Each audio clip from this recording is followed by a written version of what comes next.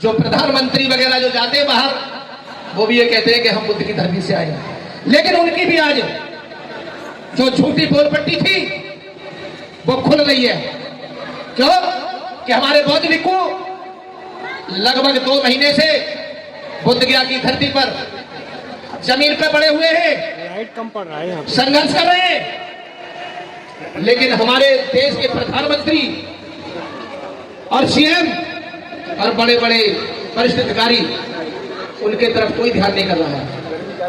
अरे जब तुम बुद्ध की धरती से है जाते हो, वहां कहते हो इस बात को, तो बुद्ध के जो धम्म बंधु और धम्म के अनुयायी और भिक्षु संघ पूरा वहां त्रात्रा कर रहा है कि हमारा मंदिर, हमारी धरोहर हमें वापस मिलनी चाहिए।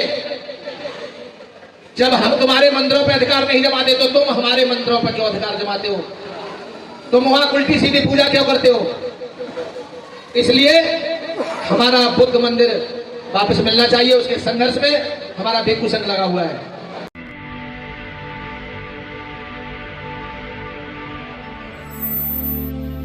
बंधु उपासक उपासिकाएं, आप लोग अभी तक हमारे सभी गायक मंडली और वक्तागणों ने बहुत कुछ बताया बाबा साहब के बारे में और आपने सुना। लेकिन 14 अक्टूबर 1956 को जब बाबा साहब ने नागपुर की दीक्षा भूमि पर जब धम्म दीक्षा ग्रहण की, तो उस समय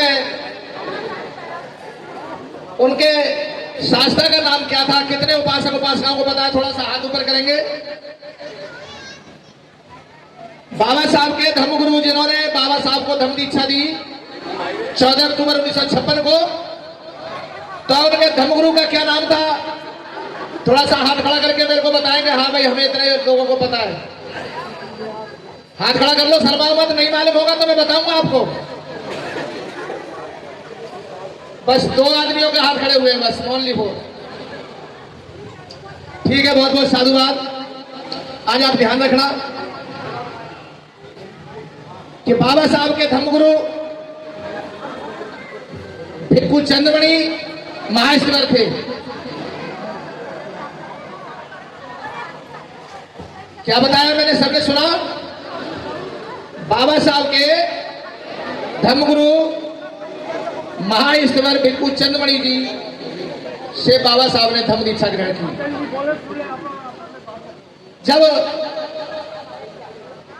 भिक्षु चंद्रमणि जी ने धम्म दीक्षा ग्रहण कराई, तो उस समय बुद्धं शरणं गच्छामि, धम्मं शरणं गच्छामि और संघं शरणं गच्छामि का उच्चारण किया। तो बाबा साहब ने बुद्धं शरणं गच्छामि और धम्मं शरणं गच्छामि को आसानी से कह दिया। लेकिन जब संघं शरणं गच्छामि का बोलने का समय आया, तो बाबा साहब ने 2 मिनट का मौन कर दिया। तब उनके शास्त्र भिक्षु चंद्रमणि जी ने कहा कि अम्बेडकर, आप चुप क्यों हो गए? बोलो संघं शरणं गच्छामि। तो मेरे धम्मबंधु उपासक उपासिकाओं, बाबा साहब ने क्या बोला कि मेरे शास्त्र, हे मेरे धर्मगुरु, मैं किस संघ की शरण में जाऊं? संघ तो लुटेरों का भी होता है, दारूबाजों का भी होता है, जुआरियों का भी होता है, डकैतों का भी होता है, व्यभिचारियों का भी होता है। तो किस संघ की शरण में जाऊं? तब उनके शास्त्र भिक्षु चंद्रमणि जी ने कहा कि अम्बेडकर जी, आप उस संघ की शरण में जाओ जो मानवतावादी हो, जो मानव के कल्याण की बात करता हो, विवाद को खत्म करता हो और सम्मान के रास्ते पर चलने और चलाने का काम करता हो, उस संघ की शरण में जाओ। तब बाबा साहब ने कहा संघं शरणं गच्छामि। तो मेरे धम्मबंधुओं, आप सभी जो बाबा साहब ने धम्म का रास्ता अपनाया, उस रास्ते को अपनाओ। आपको पता है कि बाबा साहब ने अंतिम कड़ी में क्या कहा था? बाबा साहब की अंतिम इच्छा क्या थी?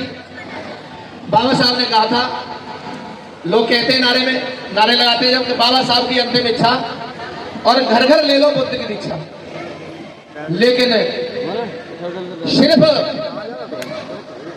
अंबेडकर का नाम लेते हैं, अंबेडकर के बताए हुए रास्ते में नहीं चलते लोग। बाबा साहब ने जो आपको 22 बातें बताई थी, आप लोग अगर उनको फॉलो करने लग जाएंगे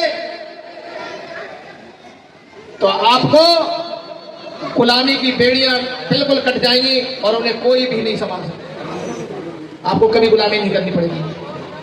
बाबा साहब ने ऐसे ही नहीं बाबा साहब को सिंबल ऑफ नॉलेज कहा है। बाबा साहब ने 32 डिग्रियां 9 भाषाओं का ज्ञान लिया।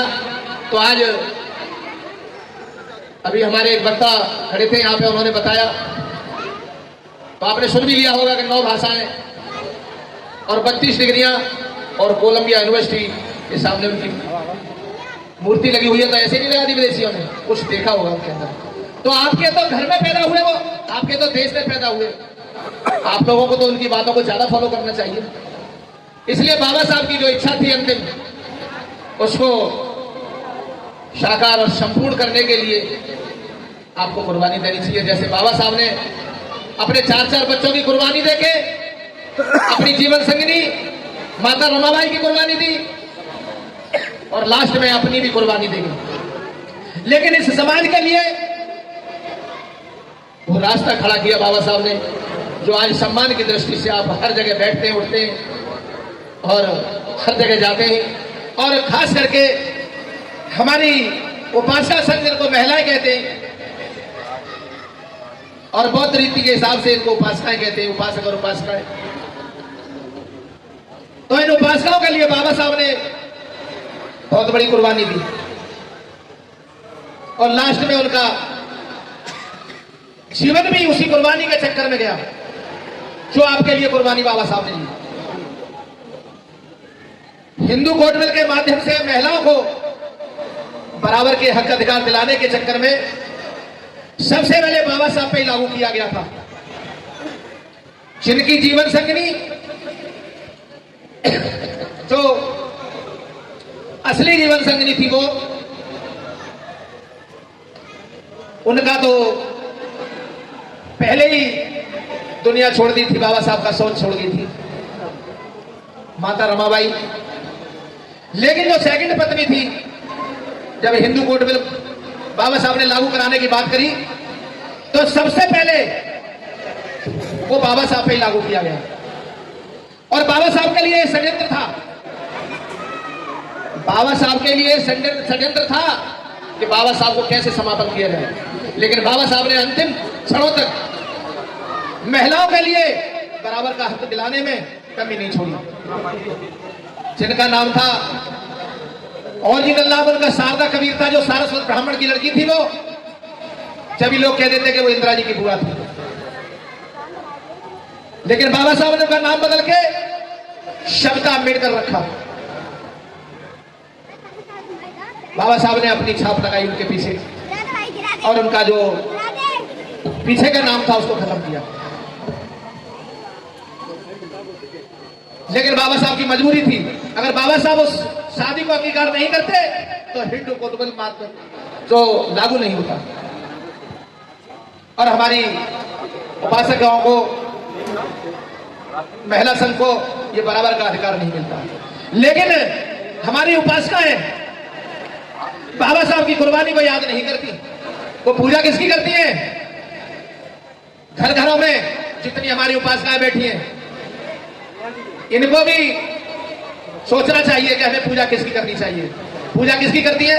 8 हाथ वालों की, गाल फूले वालों की, पूंछ वालों की, लंबे मोटे पेट वालों की, चूड़ वालों की। ऐसा मत करो। जिस मसीहा ने तुम्हारे लिए कुर्बानी दी उसको भी तो याद कर लिया करो। जिसने तुम्हारे को बराबर का हक दिया, मान सम्मान दिया और अपने 4 बच्चों की और अपनी जीवन संगिनी उनकी कुर्बानी देके चले गए। लेकिन तुम पूजा किसकी करते हो? बाबा साहब की पूजा करो। बाबा साहब के माध्यम से सब कुछ मिला तुम्हें। आज ये बराबर पे बैठे हो, सरकारी ऑफिसों में, सरकारी दफ्तरों में पुलिस की वर्दी पहन के, ये सब बाबा साहब की देन है। अन्यथा मनुस्मृति में तो महिलाओं के लिए बराबर का हक ही नहीं था। उसमें तो ये था कि महिला तो पैर की जूती होती है, इसको तो जब चाहो जब बदल दो, लेकिन आज सिर का ताज बनाने में किसका हाथ है? किसने कुर्बानी दी? ये महिलाएं जरा हाथ ऊंचा करके कहें, किसने कुर्बानी दी आपको सिर का ताज बनाने के लिए? बाबा साहब ने दी। और बाबा साहब ने दी तो आप पूजा बाबा साहब की क्यों नहीं करते? बाबा साहब के कितनी उपासना पूजा करती है? बाबा साहब की 22 बातों का कौन कौन ध्यान करता है? सारे दिन मोबाइल चलाते हो, लेकिन उस मोबाइल में बाबा साहब की 22 बातें जो बाबा साहब ने बताई उस पर भी ध्यान कर लिया करो एक बार। इसलिए बाबा साहब की कुर्बानी को याद करो। और बाबा साहब एक सच्चे मसीहा थे, उन्होंने आपके लिए बहुत कुछ दिया। और बाबा साहब की अंतिम इच्छा जो थी कि भारतीय संविधान जब फेल होता दिखाई देगा तो भगवान बुद्ध उनका धर्म आपकी रक्षा करेगा। इसलिए बाबा साहब ने बौद्ध धर्म की दीक्षा लेने के लिए कहा था। जब आप बौद्धिस्ट हो जाएंगे तो आपका हक अधिकार कोई मार नहीं सकता, क्योंकि इंडिया के जो प्रधानमंत्री वगैरह जो जाते हैं बाहर, वो भी ये कहते हैं कि हम बुद्ध की धरती से आए हैं। लेकिन उनकी भी आज जो झूठी बोलपट्टी थी वो खुल गई है। क्यों? कि हमारे बौद्ध भिक्षु लगभग 2 महीने से बुद्ध गया की धरती पर जमीन पर पड़े हुए हैं, संघर्ष कर रहे हैं।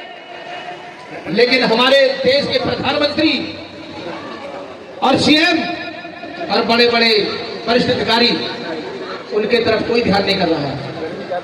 अरे जब तुम बुद्ध की धरती से है जाते हो, वहां कहते हो इस बात को, तो बुद्ध के जो धम्म बंधु और धम्म के अनुयायी और भिक्षु संघ पूरा वहां त्रात्रा कर रहा है कि हमारा मंदिर, हमारी धरोहर हमें वापस मिलनी चाहिए।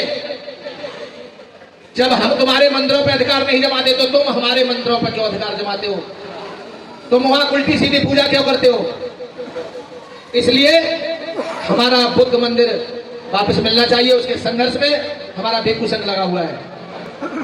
और इस हमारे देश के पीएम को भी अब पता लगेगा कि बुद्ध के हम बुद्ध की धरती से आए, जो झूठ बोलते थे वहां जाके, अब सब विदेशी समझ चुके हैं और ये मामला इंटरनेशनल हो चुका है। और इस लड़ाई को हम बुद्धिस्ट जीतेंगे, लेकिन जीतेंगे जब हमारे अंदर एकता हो जाएगी और हम ज्यादा से ज्यादा संख्या में बुद्ध गया की धरती पे 12 मई को पहुंचने का कष्ट करें। अपने अपने बुद्ध विहारों पर न मना के इस बार की बुद्ध पूर्णिमा बुद्ध गया की धरती पे मनानी है आपको, और ये कुर्बानी बाबा साहब के सपनों को साकार करने की है। इसलिए आप ज्यादा से ज्यादा संख्या में 12 मई को बुद्ध गया की धरती पे पहुंचे और बुद्ध पूर्णिमा वहां मनाएं। एक और जो बुद्ध विहारों पे आप 14 अप्रैल मनाते हैं, वो 14 अप्रैल वाले दिन आप ज्यादा से ज्यादा संख्या में संसद भवन पर जाया करें। जैसे आपने ये सराहनीय कार्य किया है कि 14 अप्रैल के बाद आपने ये प्रोग्राम रखा, तो अच्छी बात है, आपकी भीड़ आज भी है, लेकिन हमें ताकत अपनी वहां दिखानी है। तो इसलिए 12 मई का ध्यान रखेंगे और ज्यादा से ज्यादा संख्या में बुद्ध गया पहुंचेंगे। और जो भी सहयोग हो, जो भी दान करना चाहते हैं ज्यादा से ज्यादा, तो बुद्ध गया के लिए भिक्षुओं के भरण पोषण का इंतजाम आपने करना है, जब भी वो आंदोलन सफल हो पाएगा। ठीक है, तो दान से ही सारे काम चलते हैं। बहुत बहुत साधुवाद। मंगल हो, करुणा हो, साधु साधु साधु, सबका मंगल हो, सबका कल्याण हो। धन्यवाद। अगर आपको लगता है कि हमारा काम बहुजन समाज के लिए महत्वपूर्ण है, तो आप हमें आर्थिक सहयोग के लिए सीन दिखाए गए QR कोड स्कैन और फोन पे और गूगल पे और UPI और बैंक अकाउंट में कर सकते हैं। फोन पे, गूगल पे 9250529129, UPI 9250529129@YBL। Bank account state bank of India AC 1042994628, IFSC code SBIN 00066563।